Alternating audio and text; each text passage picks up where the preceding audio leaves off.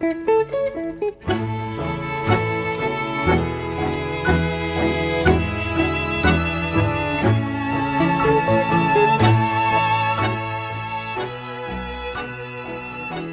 friends, welcome back to yet another episode of the Tango Banter. We are getting up into the 70s.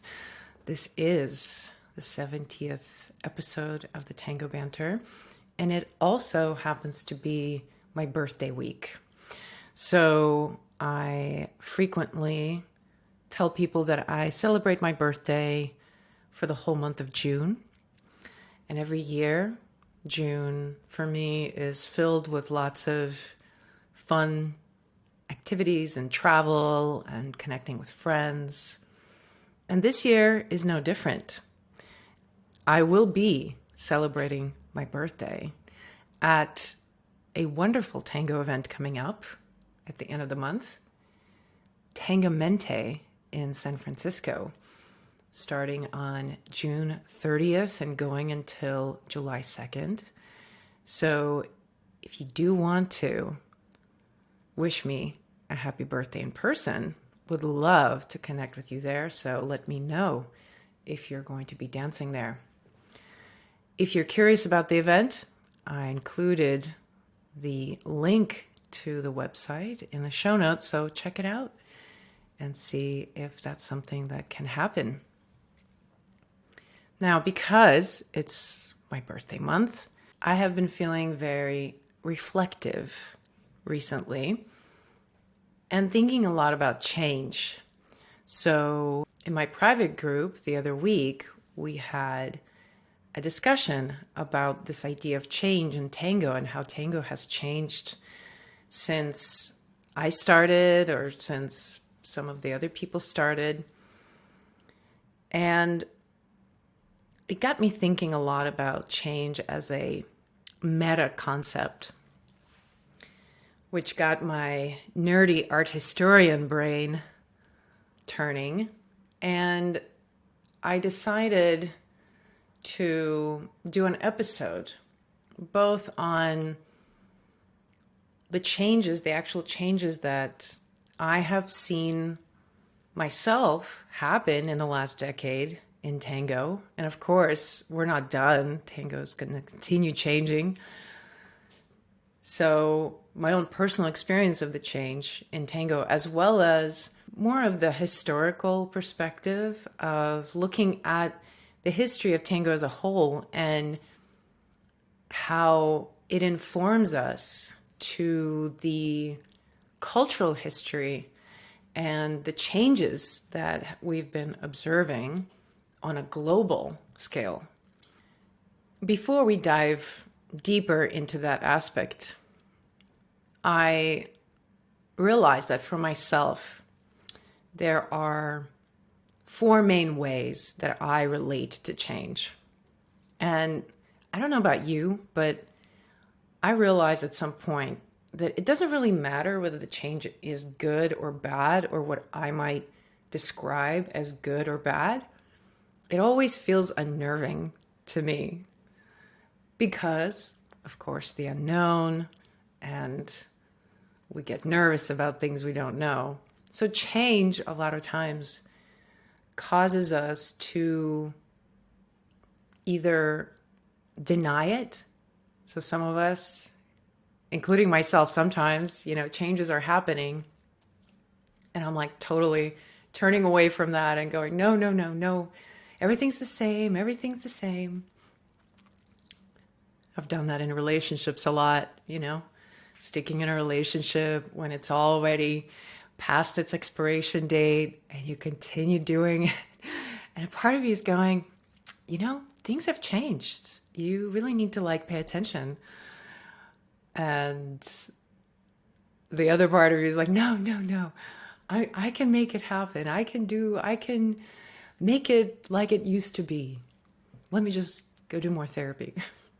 But eventually we have to admit to it. So sometimes we go into denial. Other times I find myself resisting it, right? Actively resisting it. I act against it. I see that it's happening, but I am not on board. I fight it. I complain about it. I remember the last time I was in Buenos Aires, I went to San Telmo on, I think it was a Sunday when they have a lot of the outdoor dancing on Sunday nights. And if you've never been to Buenos Aires, San Telmo is this historic neighborhood that's quite quaint and beautiful and precious. And the architecture and the cobblestone, and they have a big flea market there on the weekend. So there's definitely this magical aura around the place. So I was really excited to go and feel that again. And we're sitting there at sunset, people dancing in the streets and tango music wafting in the air, and the beautiful summer night. And the lights come on, and what used to be these beautiful yellowish street lights that I hear consume a ton of energy was now these bluish, whitish LED lights that definitely are more energy efficient. But it looked so sterile, and it took away so much of the magic. And I thought, my God, this is an example of this conundrum that, yes, it is better to have these lights that are more efficient, right? And it's progress, it's evolution, it's change, it's technological changes. But at the same time, so much of it is at the cost of something else, of something magical. And in this moment, I just sat there and complained inside myself.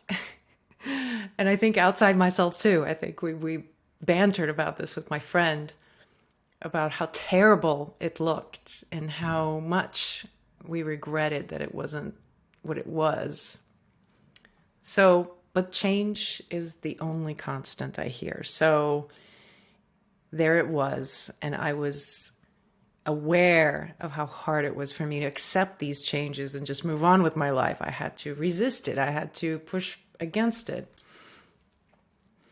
Now, the other way that I've responded to different changes of my life, and in tango, different changes in tango sometimes, is to just give up, to throw in the towel and say, you know what? I can't do anything about this anyway, so I quit. And it's a little bit like throwing a temper tantrum. I can't have it my way, so I'm just going to not do it at all. And I've done that. I've done that as well. And that's just another way that we deal with change sometimes. You know, we can't control for it, of course. We can be really savvy in some areas of our life and be really level-headed and have all this strategy and maturity. But then we completely lose it in a different area of our lives. And I've noticed that is the case for everyone. None of us are completely immune.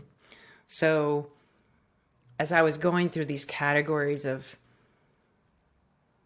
main reactions to change, at first I was thinking, oh, well, some people do this and other people do this. But then I was like, you know what? We all do this. It just depends on what we're facing. And change is difficult to accept.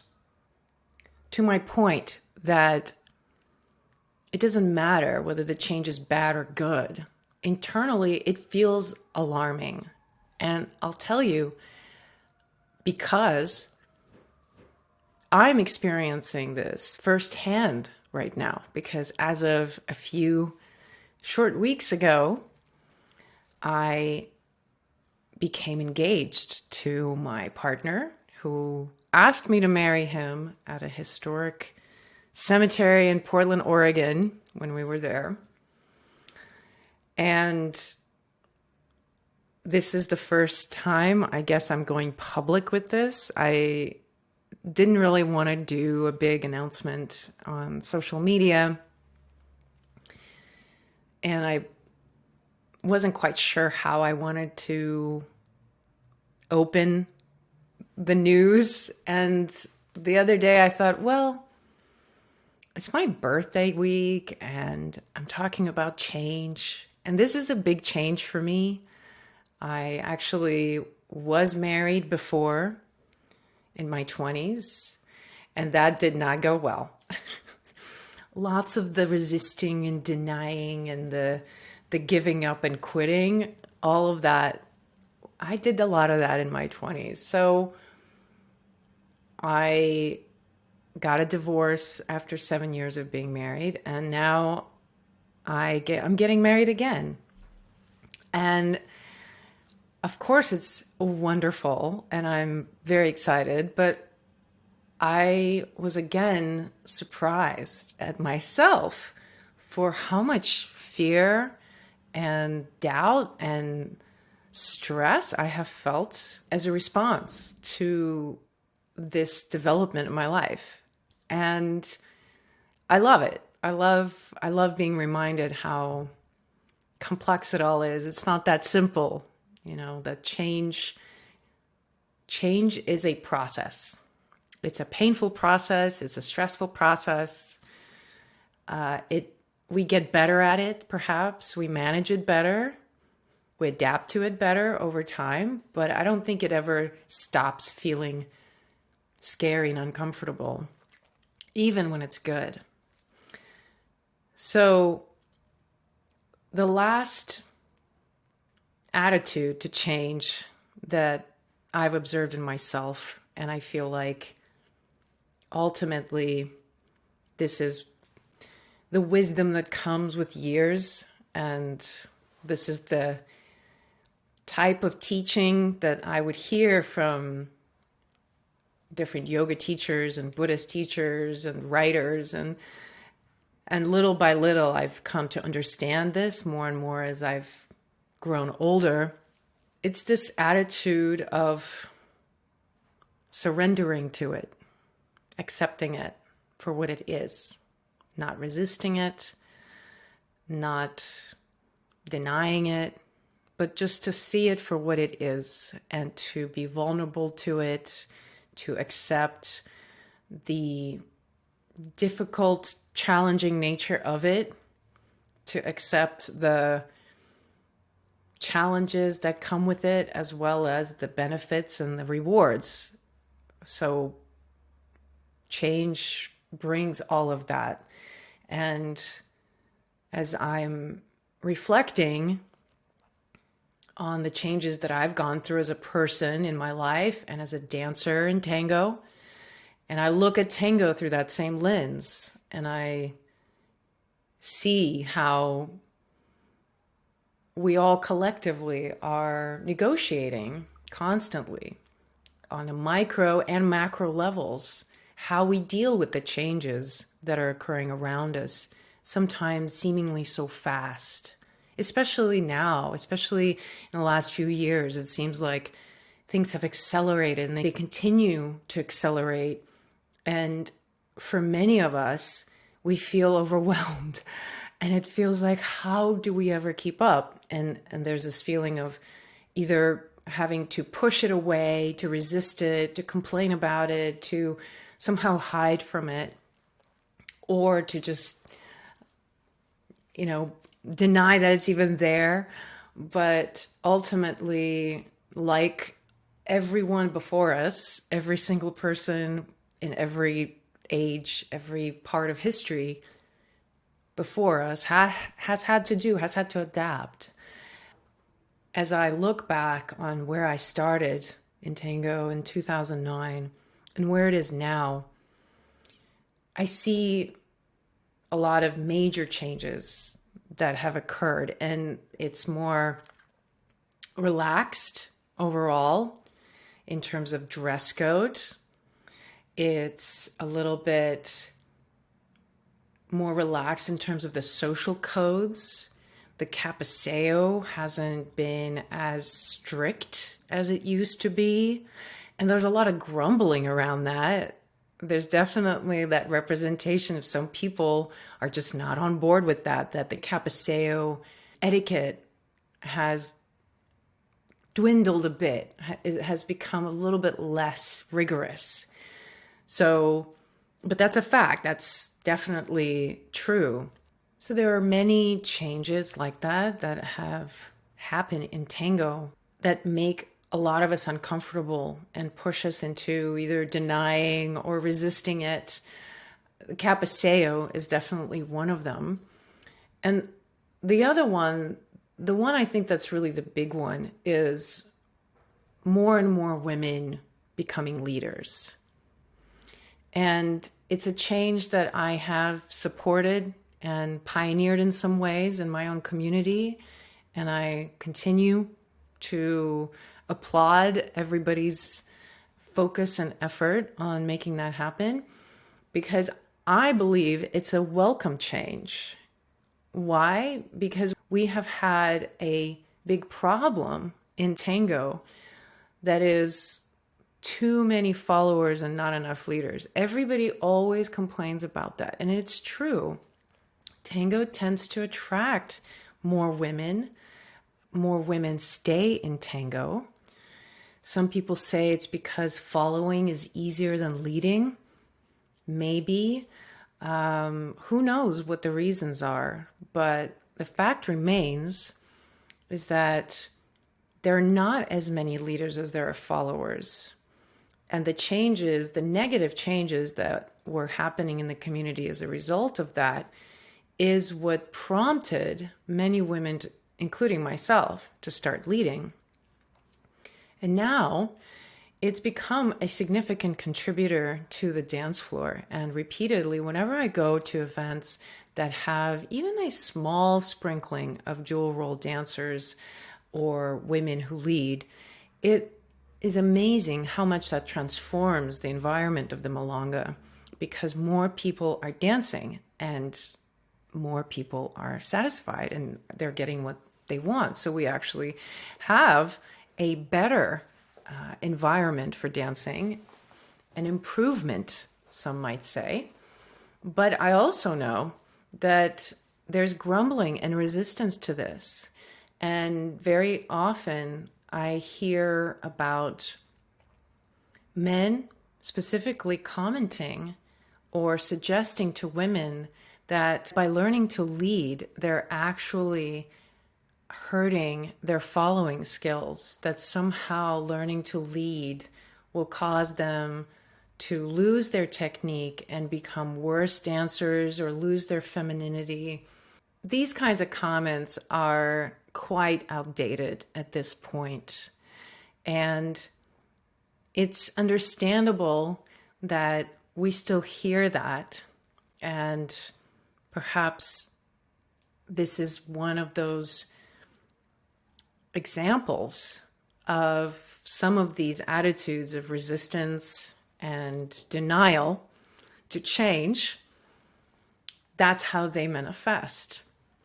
I think underneath those comments is a fear of what might happen if women become better at leading than men, which is another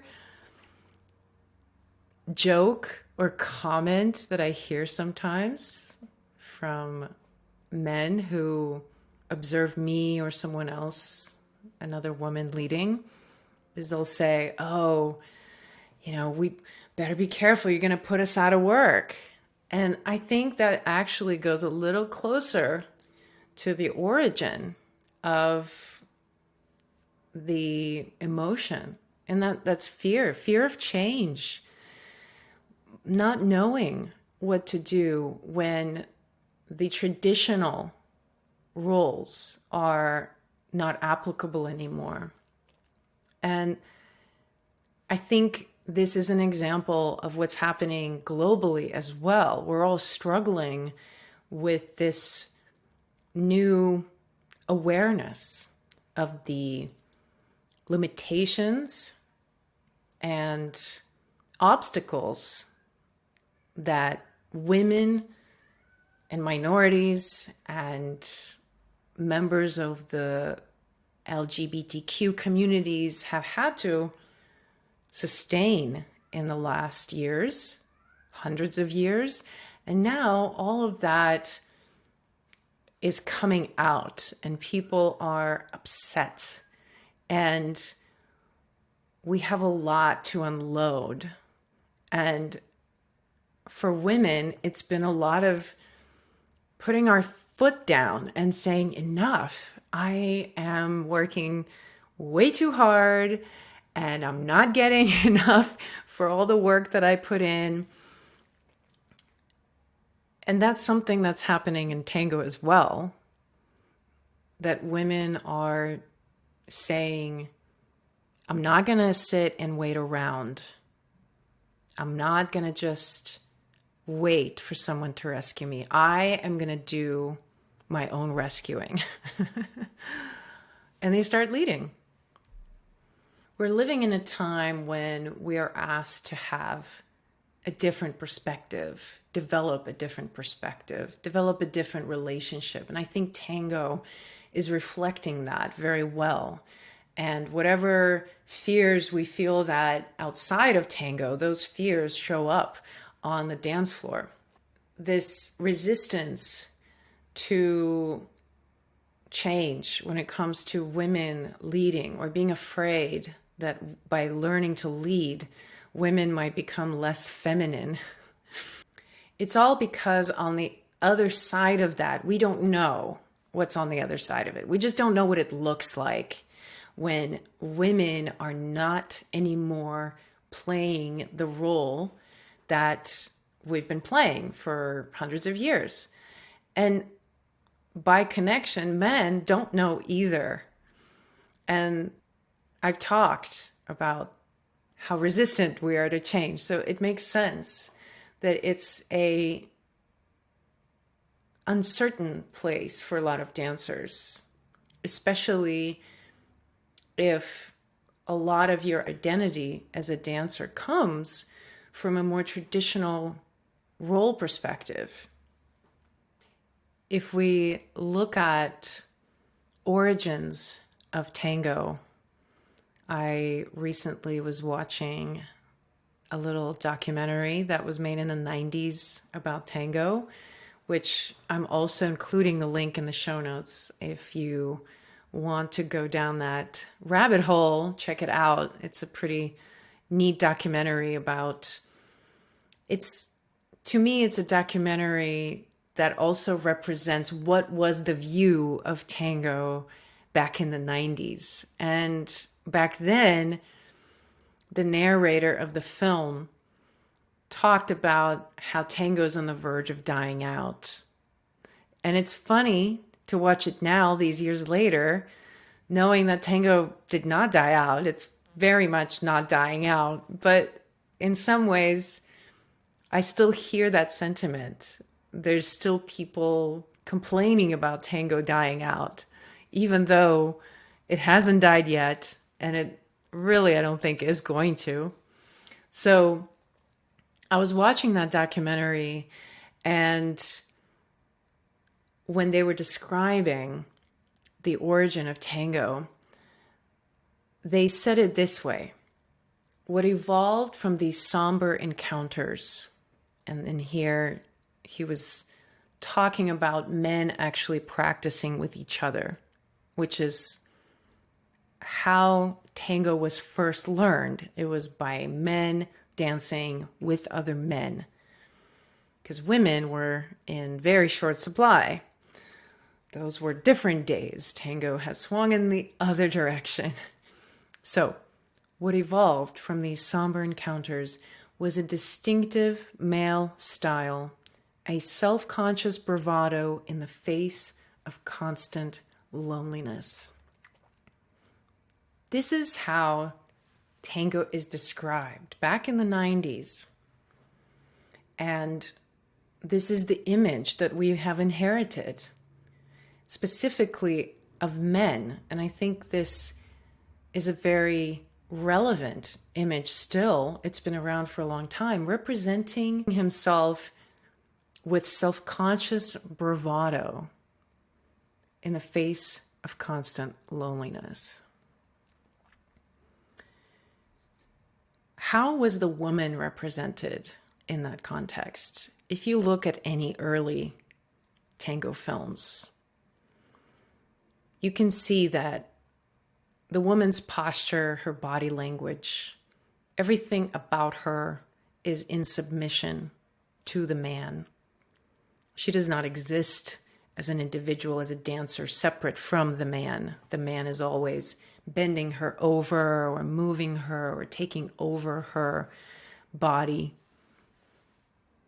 So this is the image that is the beginning of tango, a man who's fighting loneliness and a woman who is in service of him fulfilling that purpose. Some might argue tango is still about that. Tango is about loneliness. It's nostalgic. It's sadness. It's getting connected with that longing in ourselves. But I think it's relevant for all of us to realize that it's also very different nowadays. Women don't necessarily need to be in service of the men fulfilling their needs. We've realized that recently. So the dance reflects that change. And if you look at the form of tango that is being danced now, that we see performed, the female dancer, the follower, is a lot more empowered. And you know, early on, even in the tango performances, the female dancers were not even named. Isn't that strange to think about? That a lot of times the great tangueros in history are men, and they're the ones that we applaud and not the women. I think it's a welcome change that women have become more and more autonomous and in control of their bodies and more expressive and creating their own voice.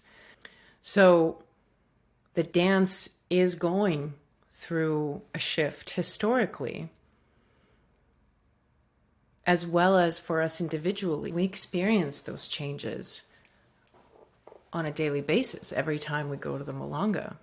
In my own experience, when I first started tango, everything about my dance developed in relation to other men because I wanted to attract them. Once I started leading, I started asking myself the question of who am I as a dancer, not in relation to men, but in relation to other women. And it seemed like a silly thing to ask, but I realized, like so many other women, that at the Milonga, all of my awareness would be on men. And as a result, my daily life, my relationships, my connections with other people mostly were with men. Most of my closest friends were men. I was more comfortable around men. And when it came to other women, I felt threatened. I felt competitive, mistrustful. And once I started leading and I started to dance with more women, the realization came to me that I didn't know who I was in relation to women. I didn't know how to talk to women. I didn't know how I wanted to act, how to be myself. All of that I had to sort of relearn. And this is really the reason behind me starting my Práctica Chicas del Tango here in LA, which started about a year and a half ago. And it's a practica specifically for women to learn to lead. But the longer that I've been doing it, I'm realizing it has this other purpose beyond just tango. It serves as an opportunity for women to actually learn how to be together in the same space and to connect. So to me, it's really this communal space for women to gather and connect through tango rather than that we're just getting together to learn to lead. You know, you can learn to lead pretty quickly, but what takes the longest time is to actually find out who you are as a dancer in the leading role. As followers, we still, to this day, most of the following that we do develops in relation to men. And so to have this completely different experience of connecting with women and learning to talk, to communicate, to practice, to get my ideas across. That's been a huge shift for me that pushed my tango to this different level altogether. A level that I feel is really fun and everybody deserves to get there because it stops being about roles or gender, and it becomes about play and creativity and expression, which ultimately that's what we want out of tango. I think most women that I've talked to agree with this, that the statement that when men go to dance at a milonga, they go to dance with women. When women go to dance at the milonga, they're going to dance. Whether you agree with that statement or not, I'm sure some people might say, no, men don't care if who they're dancing with. But seriously, I have never heard of an all-male event these days that actually succeeded. Like, put together an all-male milonga and see how long that lasts. But for women, you know, Chicas del Tango Práctica has been going really strong because I think for us women, it's gender is secondary. It's not the primary thing that is interesting to us. Maybe because we're women, maybe because it's cultural conditioning, whatever the reason. These are my observations that I'm daring to share with you based on the fact that it's my birthday and I just feel like taking it there.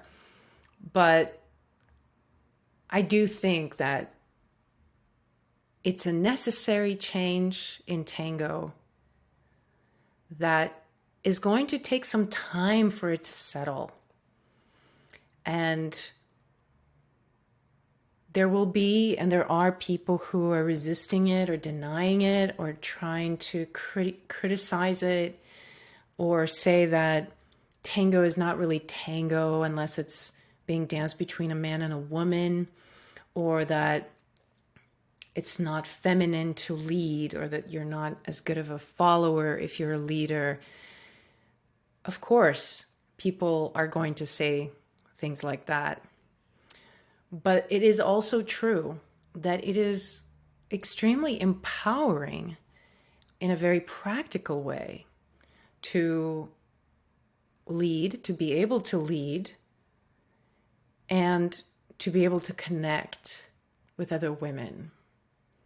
Even if the leading doesn't become the more important part of your dance, even if you lead very little, but you learn to communicate and connect with other women as a woman, it is a huge asset to to have. And in my mind, this is really the important piece that keeps people in tango, is community, is to be connected with other people. So most women, when they leave tango, they leave because they feel that they haven't connected with anyone. It's not because they're not getting enough dances a lot of times. It's because they don't feel like they have penetrated into the community or have had connection with anyone, haven't made any friends. So this is what women leading and women dancing with each other and women getting together and doing things together and connecting through dance and studying together. This is the payoff. The payoff is that we as women become less needy, less relying on the men. And for some men, that's very scary. But for some men, they might be like, oh, finally, you know? Like, I know some guys are like, no, I want to do all the work because I'm the man. But a lot of times there is this other experience of like, wow, what is it like for a guy to be on the receptive side and to relax and tap into their feminine? And I know some guys are totally cringing at that. Like, you're not ready. And that's okay. That's okay. That will be, the next phase. You don't have to. You don't have to get in touch with your feminine side yet, but maybe you will, because of this shift that women are sort of leaving their respective roles and looking for a new definition for themselves. Perhaps that actually allows men to find a new definition for themselves. And I think tango is very much giving us that right now. I want to finish by mentioning Ada Falcón. Ada Falcón was a singer. She was called the Little Jewel. She was a very talented young woman, and she was in a relationship with Francisco Canaro, who is commercially considered the most successful orchestra, most successful orchestra in tango. And Ada Falcón had a great career as a singer and as an actress. She was experiencing a lot of success. She has a beautiful voice. But at age 42, unexpectedly, she resigned from her active performance life and spent the rest of her 50 years in isolation, in poverty. Nobody knows why she did that. She refused to give interviews and people couldn't get a hold of her. But not surprisingly, I learned that some suggest that her relationship with a married man might have had something to do with it. And it's such an old story. There's so many stories like that of very, very talented women spending their years in relationships with very gifted, but perhaps self-centered and abusive and irresponsible men. And then losing out on their own expression and their own careers and their own life paths because of a relationship with a man who, by the way, ends up being the most commercially successful orchestra leader of his time. I feel like as women, we are great chameleons. We know how to adapt, how to evolve ourselves to fit into our circumstance, into what's demanded of us. And with Ada Falcon's story, it just reminded me once again that I, as a woman in my 40s,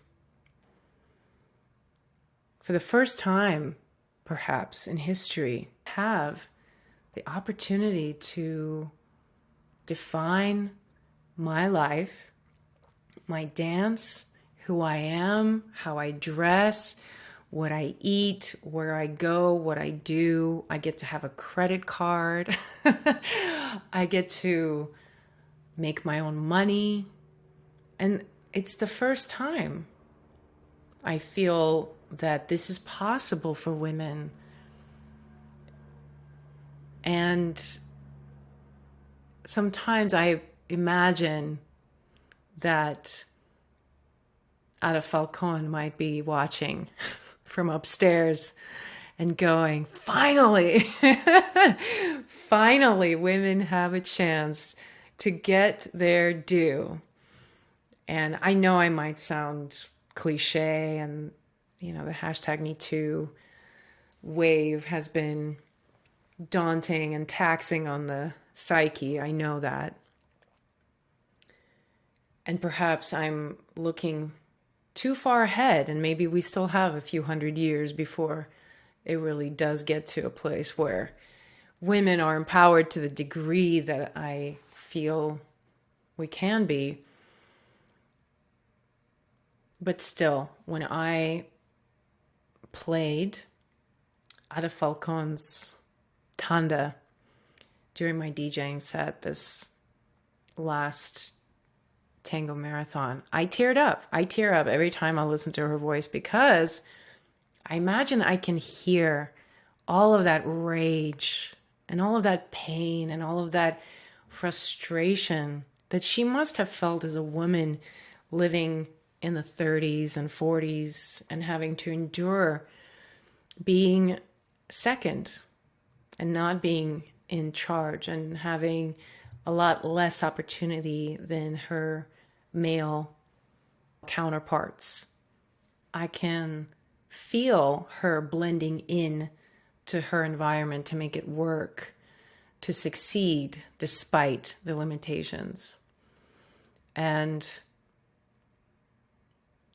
it feels like now, in this time in history, and in tango, for the first time, even with all the grumbling, even with all the uncertainty and the criticism and the unease,